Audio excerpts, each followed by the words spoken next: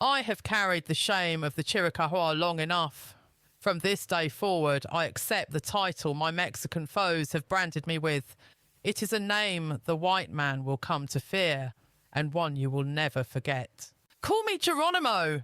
For decades, the American public was fed a single unyielding image of indigenous people, a silent stoic figure riding in the shadow of a masked vigilante across the dusty plains, forever defined by two words, Kemo Sabe. But the man behind that mask of silence was nobody's sidekick. Jay Silverheels, born into the Six Nations of the Grand River, was a fighter in the ring, a lacrosse legend, and a proud Haudenosaunee warrior, whose spirit refused to be swallowed by Hollywood's long shadow. While the masses saw only Tonto, the sidekick, the reality of Jay Silverheels was far more complex and powerful. Now the full truth is finally breaking the surface.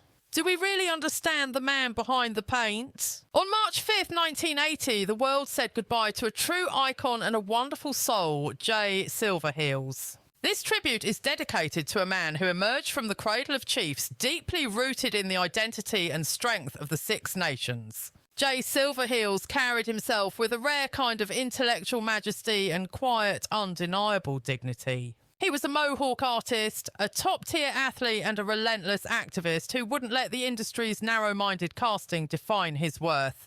This is the untold history of the human being underneath the legend. We are talking about a lacrosse superstar who moved with the speed of a storm and a consummate professional who dismantled stereotypes from the inside out. He was the trailblazer who carved out a sanctuary for the Indigenous actors who would follow in his footsteps, ensuring they had a place at the table. Decades before representation became a Hollywood buzzword, Jay Silverheels was already in the trenches fighting for it quietly, defiantly, and with total class. And that is exactly where his real story kicks off. The icon the world would eventually celebrate as Jay Silverheels started his journey as Harold J. Smith. He entered the world on May 26, 1912, growing up on the Six Nations of the Grand River Reserve in Ontario, Canada. This was land granted to the Haudenosaunee people back in 1784, serving as a vital piece of their ancestral heritage. It was a community pulsating with ancient traditions, fierce dignity, and an unbreakable sense of self. For young Jay, this wasn't just a hometown, it was the forge that made him. It built his confidence, his poise, and his pride in his bloodline. He emerged from a massive, highly respected family. He was one of 11 siblings born into a lineage that was practically royalty when it came to leadership and community service. His grandfather, Chief A.G. Smith, stood as a pillar of the Mohawk people, revered far and wide for his intellect and resilience. His father, Captain Alexander George Edwin Smith, was a Cayuga warrior whose life was defined by extreme bravery. When the chaos of the First World War erupted, Captain Smith didn't hesitate to step up. At that time, little Harold was just a toddler of 4 years old watching his father leave for war. Captain Smith became a hero on the front lines of Europe's grimmest conflicts, surviving the hellscapes of the Somme and Ypres, enduring the mud and blood of the trenches in France and Belgium. His extraordinary courage earned him the Military Cross ranking, among the most prestigious awards for bravery within the British Commonwealth. Even after the guns stopped firing, his commitment to service didn't waver once he returned home to his family. He took on the role of adjutant at Niagara-on-the-Lake in Ontario, tasked with turning Polish-American recruits into soldiers for the Blue Army. This was a volunteer legion destined to fight for Poland's freedom on French soil. For a young Jay, these weren't just bedtime stories. They were masterclasses in what it means to be brave, loyal, and a true leader in the face of adversity. In the Smith household, power wasn't just about how hard you could hit. It was about your moral compass and how much you gave back to your people. Raised in the shadow of giants like his father and grandfather Harold, forged a deep obligation to duty and self-worth rooted firmly in Haudenosaunee values. That bedrock of discipline and ego-free pride would steer him through every twist and turn of his journey. It carried him from the rough and tumble lacrosse fields all the way to the glitz and grind of Hollywood sound stages. So when Jay finally landed in Tinseltown, he wasn't some blank canvas or the simple caricature Hollywood wanted to sell to the public. He arrived as a man with a rich history, a clear mission, and an undeniable presence that commanded respect. He possessed an unshakable knowledge of his identity and his origins that no script could ever strip away. Long before the silver screen knew his face, Jay was already a legend for a completely different reason: his superhuman athletic talent. Back in the day, he was known simply as Harry Smith, a natural-born athlete who could dominate in any sport, but he was absolute magic on the lacrosse field. In Indigenous culture, lacrosse isn't merely a sport. It is the creator's game, a spiritual act, and Harry played it with a ferocity and passion that was untouchable. By 1931, his skills were so undeniable that he was selected as a founding player for the Toronto Tecumsehs, a pro indoor lacrosse squad. For the next 10 years, Jay and his brothers, affectionately known as Beef, Porky and Chubby, tore up the leagues together. They competed for teams across Canada and the United States, hitting major cities like Buffalo, Rochester and Akron. But they were more than just jocks. They were true pioneers and innovators of the game. During that era, Harry and his peers helped invent box lacrosse. It was a lightning-fast indoor variant played inside hockey rinks during the summer months. This wasn't just a new way to play, it was a brilliant business move that kept arenas profitable and open all year long. It proved that Jay was far more than muscle and speed. He was a visionary and a tactician who grasped the economics of sport just as well as the physical demands. Sharp wits and an iron will didn't just make him a standout player. They moulded him into a commanding force, whether he was tearing up the turf or navigating life on the sidelines. But the man wasn't just about team sports. He knew how to throw a punch too, possessing lethal hands as a skilled pugilist. Flash back to 1938 and you will find him showcasing that raw talent inside the squared circle, fighting his way to a gritty second-place finish in the middleweight bracket of the prestigious Golden Gloves tournament. This wasn't some backyard brawl either. It went down at the mecca of boxing itself, Madison Square Garden in New York City, arguably the biggest stage for fighters across the entire North American continent. The legacy of his athletic prowess didn't just fade away when he hung up his jersey. It echoed long after the final whistle blew on his sporting career. In fact, it took decades for the world to fully catch up, but in 1997, he was rightfully enshrined in the Canadian Lacrosse Hall of Fame, cementing his status as a titan of the game forever. Understand this, he was already a legend in his own right ages before Tinseltown sank its claws into him and well before the world ever knew him as the sidekick Tonto. Harold J. Smith had already sculpted a magnificent existence defined by raw power, undeniable talent and dignity, living a life that pulsed with the proud heritage of the Haudenosaunee Nation. However, show business is a cruel beast. When Hollywood finally came calling, they weren't interested in the complex man. He actually was. They wanted a marketable token, a brand name that suited their narrative. Consequently, Harold J. Smith was forced to fade into the background as the persona of Jay Silverheels emerged from the shadows, giving birth to a golden moniker with an origin story all its own. You might think some studio executive invented the name Jay Silverheels, but that iconic handle, which would simultaneously launch him to stardom and obscure his true self, was actually coined on the gritty lacrosse fields, not a movie set. It was a direct tribute to his blistering pace and explosive power traits that made him a nightmare for opponents during his athletic prime. If you ask the guys who played alongside him, the legend of the name traces back to a specific match during the rough and tumble days of the early 1930s. As the story goes, Jay and his squad had just been outfitted with fresh, pristine white cleats right before a high-stakes showdown. The moment Harry stepped onto the grass, he was moving with such blinding velocity that a spectator remarked it looked like lightning flashes of white were sparking off his heels. The boys had a laugh, realising white heels sounded clunky and carried some weird racial undertones, so they pivoted to something sleeker and settled on Silverheels. It was one of those nicknames that just lands perfectly. It stuck instantly because it sounded aerodynamic, rapid and crackling with electric energy. The name perfectly encapsulated his on-field persona, so when he eventually transitioned into the acting world, he made a calculated choice to carry it with him. He held on to it tight. Jay Silverheels wasn't merely a catchy tag for the marquee. It was a bold declaration of who he was and where he came from. To him, it symbolised athletic excellence, velocity and power, a far cry from the submissive stereotypes the industry often forced upon native actors. In an era where Indigenous talent was constantly pigeonholed and restricted, holding on to a name rooted in his own achievements was a quiet revolutionary act of taking control.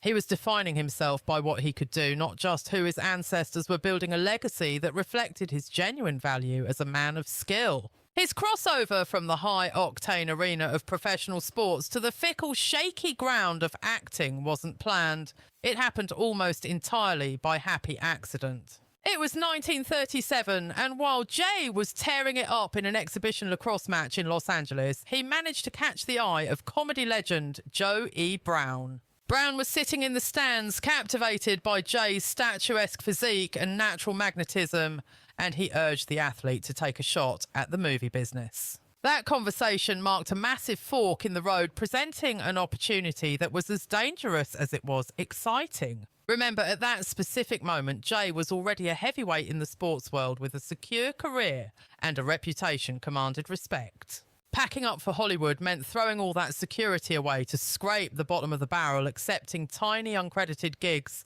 and putting his body on the line as a stuntman. Yet he didn't arrive empty-handed.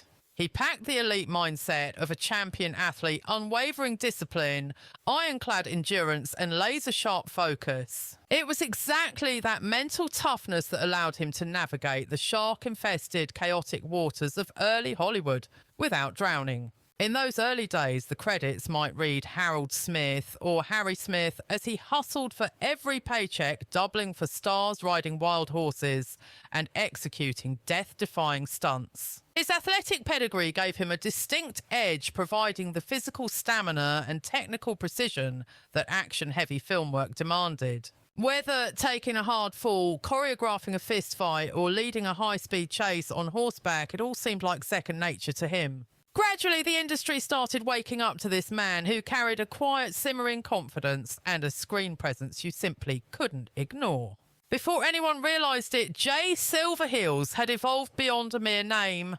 It had transformed into a brand, a sterling reputation and a definitive statement. It signalled the arrival of a star who refused to be boxed in by Hollywood's microscopic view of native identity, a man who had already proven his mettle on the field as a warrior of courage and pride. But as we all know, fame is a double-edged sword that often rewrites a man's history without his permission. For Jay, the iconic role that would eventually make him a household name would also become a golden cage, a mask that obscured the real man as much as it celebrated him. So we have to ask ourselves, who was the flesh and blood human being hiding behind the stoic mask of Tonto? Long before he donned the buckskins for that career-defining role, Silverheels was already carving out a respectful niche in some of Hollywood's most prestigious circles. His early resume boasted legitimate work, including a spot in the 1944 short I Am an American, a piece that perfectly captured the patriotic heartbeat of the World War II era. By the time the late 1940s rolled around, Silverheels was stepping up his game, popping up in bigger and flashier Hollywood blockbusters. He wasn't just an extra anymore. He snagged supporting gigs in heavy hitters like Captain from Castile in 1947, sharing the frame with Tyrone Power. He rubbed shoulders with legends appearing in Key Largo in 1948 with the immortal Humphrey Bogart and going toe-to-toe with Glenn Ford in 1949's Lust for Gold. These weren't throwaway parts, they were golden opportunities that let him flex his acting muscles, proving he was far more than just background scenery. It signalled that he was finally graduating from being just another stunt guy to someone the industry had to take seriously, grabbing the attention of A-list directors. 1950 turned out to be the absolute game changer for Jay Silverheels, a pivotal moment that exposed his raw brilliance, while simultaneously highlighting just how suffocating Hollywood's glass ceiling really was. During that same influential year, he landed a massive gig in the classic Western Broken Arrow, stepping into the boots of the legendary Apache warrior Geronimo. Make no mistake, this wasn't some throwaway gig. It required serious emotional range, a delicate touch, and the ability to walk the tightrope between historical fact and dramatic storytelling. Silverheels absolutely crushed it, infusing the character with a heavy dose of dignity, a fiery rebellious streak, and undeniably commanding leadership. He perfectly nailed the internal torture and external battles of a leader ripped apart by the desperate need to protect his heritage in a rapidly modernising world. This performance was the smoking gun that proved his acting range was off the charts, demonstrating he could handle complex historical figures with grace and deep emotional impact. But here is the kicker. That very same year, Jay Silverheels walked into a completely different and arguably more controversial spotlight when he became Tonto. He signed on as the stone-faced sidekick in a brand new TV show that would soon take over the world, The Lone Ranger.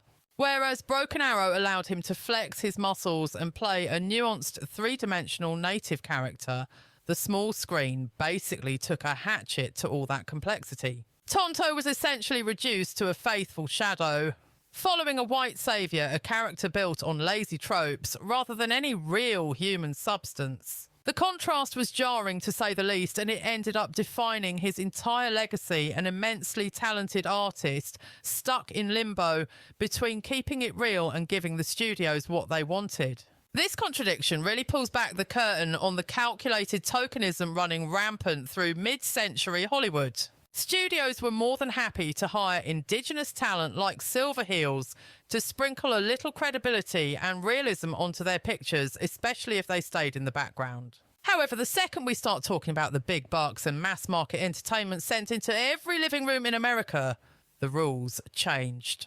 The desperate need to keep advertisers happy and appeal to a mostly white demographic meant that historical truth was usually the first thing thrown out the window. It was just way easier to push the noble savage, cliche, simple, obedient and flat as a board than to challenge the audience with reality. And sadly, despite having the skills to pay the bills and a magnetic screen presence, Silverheels found himself trapped in that box over and over again. So looking back, this year wasn't just his big break. It was the start of a lifelong tug-of-war between the artist he knew he was, the parts he actually earned, and the fake image the industry forced the world to see. It was a defining moment that laid bare his truly exceptional abilities for everyone to see. But simultaneously, it exposed the rigid structural walls that would mould his professional reputation for the rest of his life. When The Lone Ranger hit TV screens in 1949, it rocketed Jay Silverheels to a level of worldwide fame that was basically unheard of for native actors at the time. For 8 straight years, grinding all the way until 1957. Silverheels became totally inseparable from the character of Tonto, the trusty right-hand man to the masked vigilante. Their chemistry on camera evolved into one of the most legendary duos in entertainment history, permanently carving Silverheels' face, even if people didn't know the real man behind it, into the Pop Culture Hall of Fame. Now, depending on which script you look at, Tonto was vaguely described as either Potawatomi or Comanche with little consistency. But let's be real, the way he was written was totally shackled by the ignorant standards of that time period. He was designed to be the rock-steady, fearless and blindly loyal backup whose only reason for existing was to help the white hero save the day. Even with all those creative handcuffs, Silverheels tackled the job with an immense amount of personal pride and total professional class. He fought hard to inject the character with a sense of self-respect, unwavering integrity and serious moral gravity. He worked his tail off to make sure that even playing second fiddle Tonto came across as a brave and honourable warrior, rather than just some cardboard cut-out stereotype in the background. And Silverheels didn't just limit this iconic portrayal to people's living rooms on the small screen. He brought the character back to life in 2 major blockbusters, The Lone Ranger in 1956 and The Lone Ranger and the Lost City of Gold in 1958, locking in his status as a household name. Although playing Tonto brought him fame that most people only dream of and set him up financially for life, it also shone a harsh spotlight on the systemic walls blocking native actors in Hollywood, who were essentially forced into tiny restrictive boxes. Regardless, Silverheels was smart enough to use the fame and money he earned from Tonto as leverage. He became a vocal champion for native representation in showbiz, actively fighting against the very same machinery that had tried to keep him down. By doing that, he managed to flip a role that was meant to limit him into a powerful soapbox for his own agency and a tool for massive cultural change. When the cameras were rolling, Tonto was the brave partner charging headfirst into danger right alongside the Ranger. But the moment the director yelled, "Cut Jay," Silverheels was fighting a completely different and much lonelier war. The script required him to speak in a ridiculous caricature of language that took a proud Potawatomi man and reduced him to grunting broken sentences. The irony is tragic. The specific voice that millions of fans adored was actually the source of intense personal shame and irritation for him. Every single line of broken English, and every time he had to mutter "Kemosabe" for the 1,000th time, it was a painful reminder that his true talent was being suffocated by the very show that made him a star. It was the pidgin problem, literally being shackled by a fake version of language that mocked his heritage. Even though Silverheels gave Tonto everything he had with total dedication, he was seething inside about the writing. And nothing drove him crazier than that atrocious dialogue. The scripts almost exclusively forced Tonto into utilising that humiliating, chopped-up pidgin dialect that Hollywood loved so much. Those rudimentary broken phrases he was handed didn't just make the character sound uneducated, they painted him as mentally slow, which was a tough pill to swallow. For the man behind the paint, Jay Silverheels, this wasn't merely a professional hurdle, it was a visceral, personal insult. You have to understand that Silverheels was renowned for his sharp intellect, his poetic eloquence, and an incredibly strong backbone. This was a guy who was a star athlete, a shark when it came to contract negotiations, and a strategic mastermind hailing from a prestigious, high-status family. So taking a sophisticated powerhouse like him and reducing him to a grunt who just followed orders in broken English, that was deeply unjust. For Jay, it was a gut-wrenching experience, but the ripple effects of that damaging stereotype extended way past his own feelings. Decades down the line, Johnny Depp would voice that exact same irritation in Entertainment Weekly, asking why the effing Lone Ranger is the one bossing Tonto around. Dawn Moore, whose father Clayton Moore played the Lone Ranger, remembered clearly that Silverheels' wife Mary knew all about her husband's simmering, quiet rage. He despised how Native Americans were consistently depicted as nothing more than loyal, simple-minded accessories to the white savior. Mary Silverheels herself was a woman of immense dignity and understated grace. After Jay passed, the estate they bought back in 1964 remained pristine, yet it holds almost zero evidence of his massive Hollywood career. When people asked how Jay really felt about the role that made him famous, she explained that he viewed it as a job, changing what he could while refusing to obsess over the unchangeable. No, he absolutely hated the dialogue, but he rose above the trashy script by delivering a masterclass in acting presence. This proves that the battle over Tonto's portrayal wasn't some petty creative difference. It was a profound emotional war waging inside him. It took a heavy toll on Silverheels and his family, highlighting the crushing emotional baggage that early Indigenous actors were forced to lug around. These pioneers had to grit their teeth and perform roles that completely erased their dignity and full humanity. Then there is the massive disconnect between the man and the myth. Considering Jay Silverheels boasted proud Mohawk and Cayuga ancestry, his actual lineage was distinct, highly respected, and deeply anchored in a rich, specific cultural history. Contrast that with his most iconic role, where Tonto was written as a fictionalized noble savage with absolutely no clear tribal roots. Sometimes the writers said he was Potawatomi, other times Comanche, basically stripping him of any real identity. The gap between Silverheels' specific heritage and Tonto's generic, rootless typecasting exposes how Hollywood crushed native identity into a flat pancake for mass consumption. Off-camera, Silverheels was an incredibly accomplished high achiever who took nonsense from no one. He was a fierce competitor, even earning a spot in the Canadian Lacrosse Hall of Fame, and he bred and raced standard-bred horses just for the thrill of it. He was a man of action and brilliance, taking the initiative to found the Indian Actors Workshop to lift others up. He poured his energy into activism and education while handling his own business deals with the precision of a corporate raider. Yet when the cameras rolled, Tonto was reduced to a passive sidekick existing solely to support the Lone Ranger's narrative. The dynamic self-made man he was in reality stood in stark, painful contrast to the restrained, subordinate shadow he had to play on TV. Even his natural intelligence and booming voice were stifled to fit the role.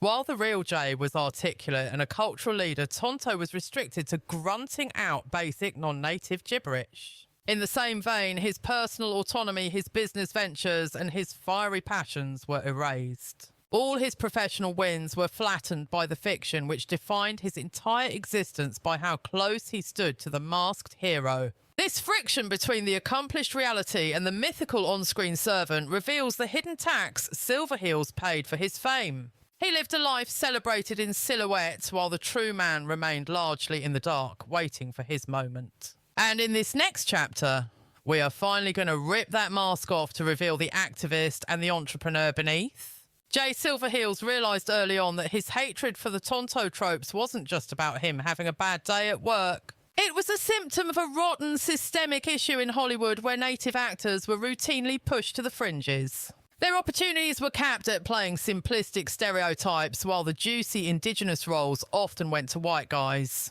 Big names like Rock Hudson, Burt Lancaster and Burt Reynolds frequently donned red face to steal these parts. This practice didn't just rob native performers of a paycheck, it reinforced shallow, twisted caricatures of Indigenous culture. For a man like Silverheels, this injustice was way bigger than his own IMDb page. It was a fundamental structural flaw in the industry that demanded a real, tangible solution. Instead of letting the bitterness eat him alive or just retiring on his fat stacks of cash, Silverheels decided to weaponize his fame. He knew that just whining about the problem wouldn't shift an industry built on decades of laziness and bias. He realized that what was needed was a tactical approach, a way to professionally train Indigenous actors so they could undeniably crush it when complex roles finally opened up. This entire vision wasn't just a fleeting thought, it was a blueprint that showcased Silverheels' ability to play the long game for his people.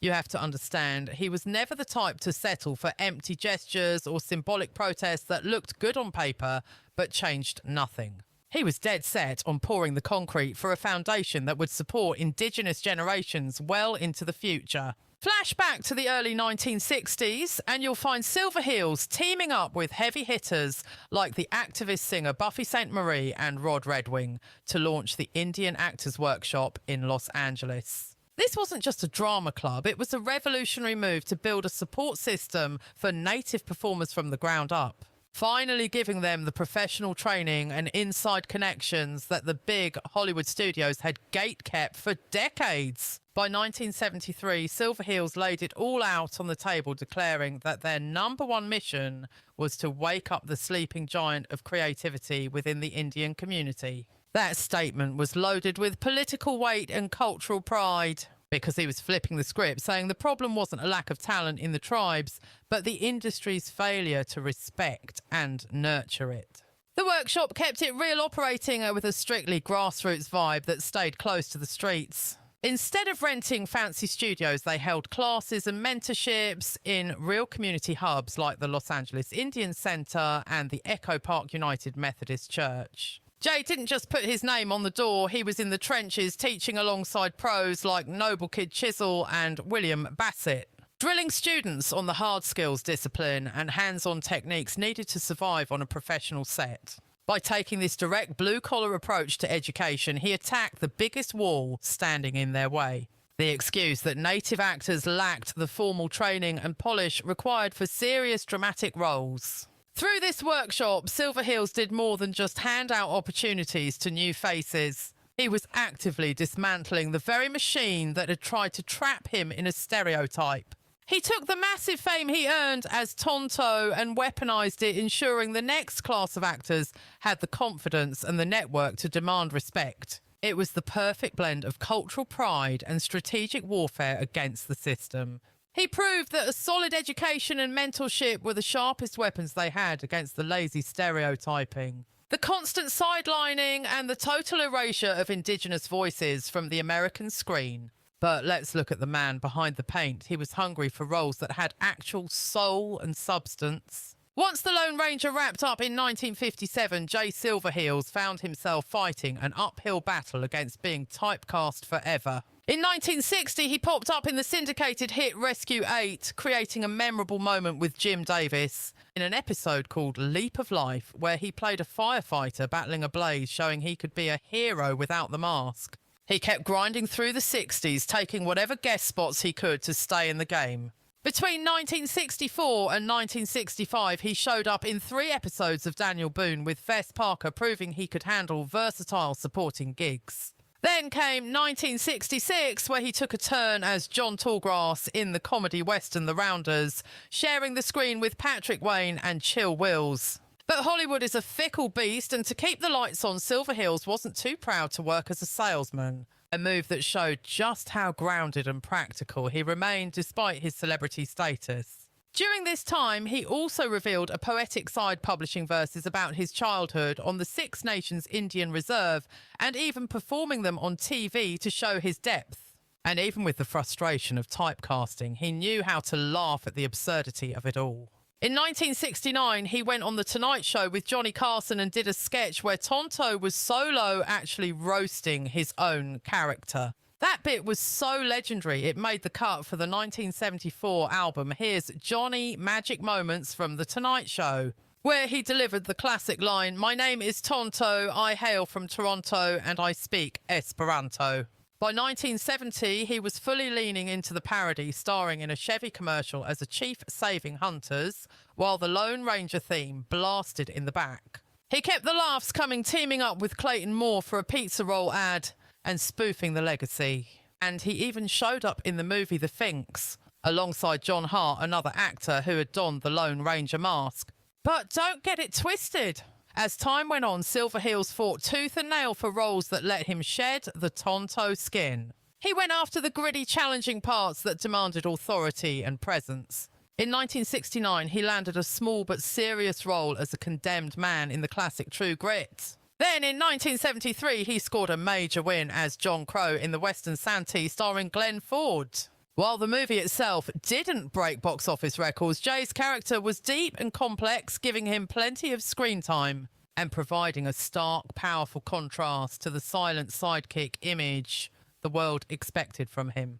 That same year, he commanded the screen as a wise chief in The Man Who Loved Cat Dancing, finally cementing his place as an actor of true authority. Throughout the turbulent 1960s and 70s, Jay fought tooth and nail to break out of the box Hollywood had put him in, popping up in guest spots on massive hits like Daniel Boone and The Brady Bunch. He was careful about the film roles he picked, desperate to show the world he was a serious, multi-talented performer, even while the public couldn't seem to stop seeing him as the Lone Ranger's sidekick. But Silverheels never stopped grinding, constantly polishing his skills and pushing his craft to new limits, refusing to settle for mediocrity. He chased down roles that actually had some meat on the bone characters, with leadership qualities, emotional depth, and a complexity that was miles away from the one-dimensional fame of his earlier days. Interestingly enough, he found his true sanctuary far away from the cameras. It was a private world defined by merit, just the actor and the horses, far from the prying eyes and unfair bias of the studio system. Jay Silverheels discovered a refreshing space where things were fair. In the gritty world of harness racing, success was determined by skill and hard work, not by lazy stereotypes or casting directors. When he was off the clock, he wasn't just a casual fan. He was a serious, accomplished horseman who bred, trained and raced standard-bred horses with a passion that rivaled his acting. And this wasn't just a weekend hobby. By 1974, he had secured an official license for harness racing, proving his absolute professionalism and dedication to the sport. This drive for excellence on the racetrack actually tells us a lot about the man himself and what he valued deep down. Out there on the dirt track, victory was black and white. It depended on measurable performance, the raw speed of the horse, and the iron discipline of the trainer. It relied on an owner's sharp instincts, which was a welcome change from relying on the prejudices of casting agents or the narrow-minded imagination of Hollywood producers. For Silverheels, whose acting career had been suffocated by typecasting for so long, the racetrack was pure liberation, a beautiful, untouched meritocracy. It was a realm where his sharp intelligence, his strict discipline, and his strategic mind could finally shine without being twisted or distorted by a script.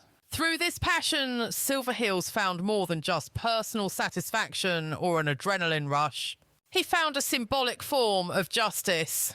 It was a world where the results on the board defined your worth, not your race or your background. His intense dedication to the sport reflected the entrepreneurial spirit and strategic brilliance he possessed, the very same qualities that fueled his activism and his artistic vision. Looking past his public celebrity persona, Silverheels constructed a rich, full life grounded in hard work, family values, and a deep sense of purpose. He walked down the aisle twice and was a proud father to 6 children. Among his brood was J. Anthony Silverheels Jr., who eventually decided to walk in his father's shoes and become an actor, ensuring the family name would stay in the credits for another generation. However, the influence Silverheels wielded went way beyond the finish line of a racetrack or the boundaries of a film set. He wasn't fighting a lonely battle. He was a key player in a rising movement of Indigenous artists and thinkers who leveraged their fame to challenge and rewrite the cultural narrative. Standing shoulder to shoulder with legends like Chief Dan George and Will Sampson, Silverheels helped pour the concrete foundation for a media landscape that treated native peoples with honesty and respect. While George and Sampson used their powerful on-screen performances to punch back at stereotypes, Silverheels took a different approach. His contribution was structural and systemic. By founding the Indian Actors Workshop, he aimed to dismantle the broken system from the inside out, building educational pipelines, fostering a sense of community, and guaranteeing that future native actors would get the training and shots at stardom that he was cruelly denied. The climax of Jay Silverheels' decades-long fight for basic dignity and industry recognition finally arrived as he neared the end of his journey. In 1979, he hit a historic, groundbreaking milestone by becoming the first native actor to ever receive a star on the Hollywood Walk of Fame. The moment was heavy with emotion. As the New York Times reported, Silverheels openly wept during the ceremony, the weight of the moment crashing down on him. Those tears were about so much more than just personal pride. They represented a deep sense of reconciliation and total vindication after years of struggle. It was a public admission by the industry that his life's work had changed the game forever. Sadly, Jay Silverheels passed away just a year later in 1980 at the age of 67. But the seeds of opportunity he planted in that hard soil have grown into a flourishing cultural harvest that we are still reaping today. Even though the physical Indian Actors Workshop in Echo Park eventually closed its doors, its core philosophy to cultivate, train and demand space for Indigenous voices is alive and kicking. By insisting that native people play native roles and by providing the professional training needed to crush those roles, Silverheels fundamentally rerouted the career paths for countless Indigenous performers who came after him. The world that once tried to define him by his limitations now remembers Jay Silverheels for his immense courage, his forward-thinking vision, and his permanent contribution to the dignity of Indigenous voices in Hollywood and across the globe. But the big question remains, did he ever truly escape the long shadow of Tonto? We want to hear your take, so drop a comment down below. Make sure to smash that like button, share this video, and subscribe for more deep dives into celebrity history. Catch you in the next one.